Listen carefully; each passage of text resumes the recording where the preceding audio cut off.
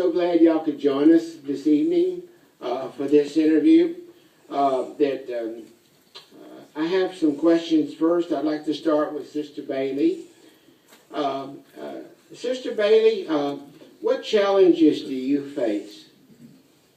Well, right now, because of 2 surgeries I had back to back, I lost my employment, and then I gained 2 jobs. One which is looking for a job and fighting for the unemployment benefits that I deserve. And then it caused me a little anxiety, stress, and depression. Yes, and I know in spite of that, you still remain zealous in the ministry and here at the meetings, and you were very encouraging to all of us. The second question, Sister Bailey, is what helps you to avoid this prolonged discouragement? Well, I think back to when I first made my prayer to Jehovah before my baptism, on my dedication, and knowing what it meant that I would be doing is doing His will. And I really use 1 Thessalonians 5:17. I pray incessantly to help me keep going. The meeting attendance, it's such a joy to be here with the friends. I call this home because it really feels home when I'm here. I don't think about any other problems that I have, not even the pains or the aches that I have. And my personal study and reading the material that the Faithful and Discreet Slave provides for us, and knowing that the ministry is very important, and I, would like other people also to know how they too can enjoy a life not like this system. Well, thank you, Sister Bailey. Also, how has the congregation given you practical assistance? They've truly been very good to me. I've had monetary help, very encouraging words, kindness in every way they could show. And I have this dear sister, somehow she makes me believe she has a money tree. And that is very encouraging because everyone here, I know no matter where I am, as long as I'm with Jehovah's people, I will be taken care of because Jehovah said I would be. Okay, very good. And finally, how do you benefit from having a regular share in the ministry? Well, one thing it does, it keeps me focused on God's kingdom and keep the focus off myself. And here, again, the friends are wonderful because sometimes I'm limited in what I can do and what I can't do.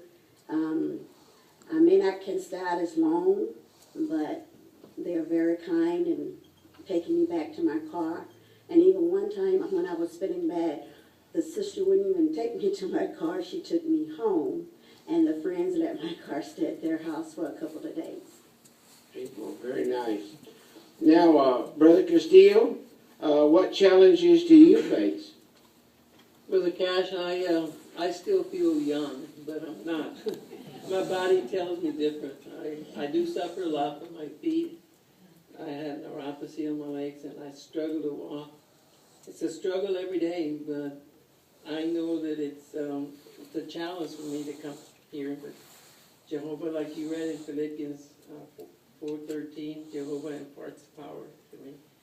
But we have other things that become a challenge. Now that I've had my wife to have the stroke, and so I have a challenge there that I have to help her more than I used to. I never realized how much work she really did. And now that I'm having to do some of that work, and I still can't do all of it, it's been a challenge. Well, we certainly appreciate you and your family there, Brother Castillo. The second question is, what helps you to avoid prolonged discouragement? Well, being an elder, people may think that we don't get discouraged, but we get discouraged just like anybody else. And what really helps me is when I get discouraged, doing personal prayer to Jehovah and expressing to Him the way I feel and where I feel I need some help, so that I can get back on my feet. It's like a challenge there too, because I always have to ask him to give me the motivation and the energy to do things for the day. Because if I left it up to me, I'd just stay home and stay in bed all day long. Very good. Well, we appreciate you being here. The third question is, how has the congregation given you practical assistance? There's quite a few brothers here that a lot of times encourage me to go out in service, even when I felt that I couldn't do it. But they asked me, and then I couldn't say no. So, but the once we're out here and we talk, and then sometimes I look at the problems that some of our other brothers are having. It really helps me to see that mine are not really that much at all. But I do appreciate the brothers, helping me out in service, and we work together, and we really have a good time with that. That helps us. I appreciate that. Okay, well, thank you very much. And finally, how have you benefited from having a regular share in the ministry? I have benefited quite a bit because I always tell my wife that we have to set a good example even for our children. No matter how bad we may feel or sick, that we need to be out in service so that they won't use our excuses when they get older. I always tell my girls, in a few more years, we'll all be senior citizens. They don't want to hear that. But I have really benefited because I have 5 children, and all of them except one are in the truth. And they've all taken turns in doing something with us spiritually to help us in the ministry. But the point is, too, that once I get out in the ministry, I forget actually that my legs don't hurt that much, but I was just having such a good time talking to people, and especially when you find someone that will listen to you. And Jehovah helps you to recall back all the scriptures that you thought, where did they come from? But here they are, you're able to quote. And I think, well, I've been in the truth now since 1974, and Jehovah has put a lot of wisdom and, I think, knowledge into my heart. And so I try to apply it every day in my life so that I will not forget it. And so every day I do some reading, and I benefit from that because it helps me in my field service ministry.